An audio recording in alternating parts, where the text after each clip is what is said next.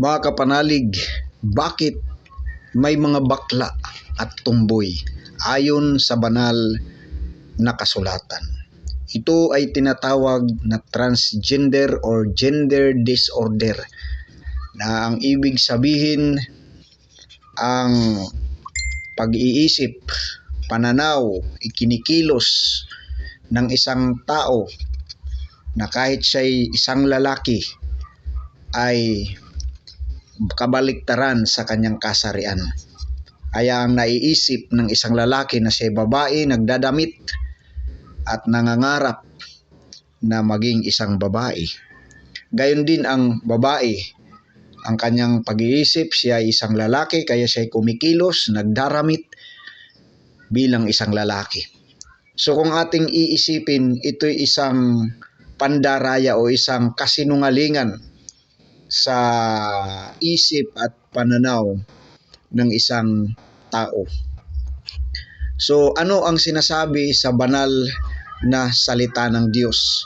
Kung Biblia ang ating pag-aaralan kung bakit nagkaroon ng ganitong klasing sitwasyon ang tao, bakit nagkaroon ng bakla at nagkaroon ng tinatawag na tomboy, mga transgender kung tawagin.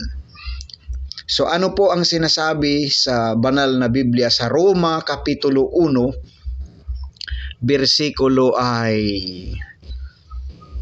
22 hanggang sa mga sumusunod. Sila'y nagmamarunong, ngunit lumitaw na hangal.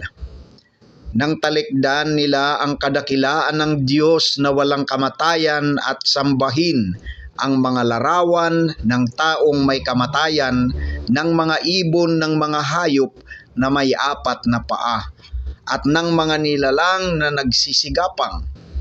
Kaya hinayaan na sila ng Diyos sa kanilang marumruming pita hanggang sa magumon sila sa paggawa ng kahalayan sa isa't isa.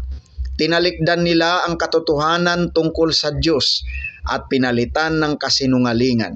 Sinamba nila at pinaglingkuran ang nilalang sa halip na ang lumalang na siyang dapat papurihan magpakailanman. Amen. Dahil dito hinayaan sila ng Diyos sa mahahalay na pita. Ayaw nang makipagtalik ng mga babae sa mga lalaki.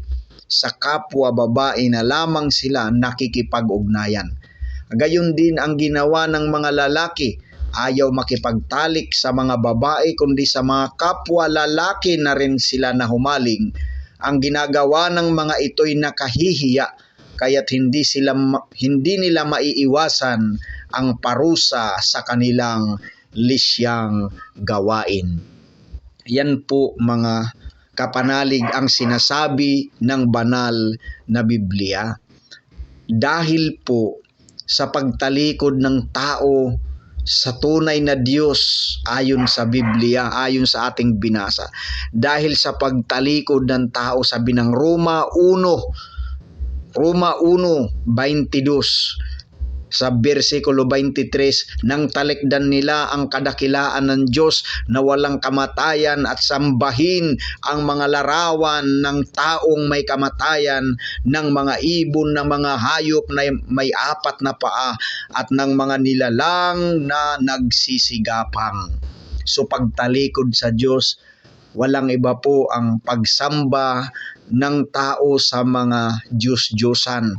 Ipinagpalit ng mga tao ang tunay na Diyos na lumalang ng langit at lupa. Ipinagpalit nila sa mga nilalang, mga hayop na nagsisigapang, mga ibon, mga tao. Yon ang sinamba ng mga tao. Kaya sila po ay hinayaan ng Diyos sa kasamaan, at yun po, doon po nagsimula ang katumbuyan at kabaklaan ayon sa Biblia. Isa pala itong sumpa na nananalaytay sa buhay ng tao. Kaya po ito ay hindi basta-basta na aalis sa tao, sapagkat ito ay isang sumpa na dapat maputol sa buhay ng tao, dahil ang dahilan pala nito ayon sa Biblia ay ang pagsamba sa mga Diyos-Diyusan. Marahil hindi ka sumamba sa Diyos-Diyusan pero ang iyong mga ninuno ay ganun ang gawain. Kaya po nagkaroon po ng sumpa sa buhay ng tao at ito po'y minamana-mana ng mga henerasyon, mga kapanalig dahil ito'y bunga ng pagkakasala na pagsamba sa mga Diyos-Diyusan. Ang pagsamba sa mga Diyos-Diyusan ay pagpapalit natin sa tunay na Diyos. Tayo'y sumasamba sa ibang Diyos. Maraming tao ang kinikilalang Diyos nila ay si Buddha. Ang iba naman ay mga tao ang ginagawa nilang Diyos. Mga sikat na tao, mga idolo, ginagawa nilang Diyos. Ang daming klaseng pagsamba sa Diyos-Diyusan sa tuwing ipinagpapalit natin ang Diyos sa anumang bagay, tao, hayop, at anumang bagay dito sa mundo ay di dapat natin ipagpalit ang Diyos upang hindi tayo magkasala sa kanyang harapan. So kung saan nanggaling ang pagkabakla at pagkatumboy, hindi po ito ayon sa pisikal lamang na kadahilanan, kundi ito'y mayroong malalim na dahilan. Walang iba po ay ang kasalanan, pagtalikod ng tao sa Diyos. So, ang sabi ng Henesis 1:27, ano ang sabi doon? Nilikha ng Diyos ang tao, lalaki at babae lamang. Kaya po, labag sa Biblia ang mga gawain na yan, pero hindi naman natin kinukundina ang ating kapwa na gano'n ang kalagayan, kundi ipinapaalam natin sa bidyong ito na mali at labag sa kalooban ng Diyos ang mga gawain na ganyan.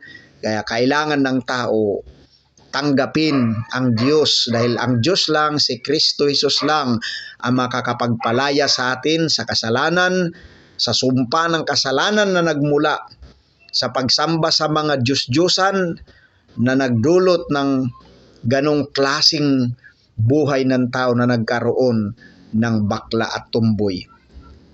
Nasa Biblia po yun sa panahon po ni Lot, ayon po sa banal na kasulatan, ay hayag po na nagkaroon po na ng mga bakla sa panahon ni Lot.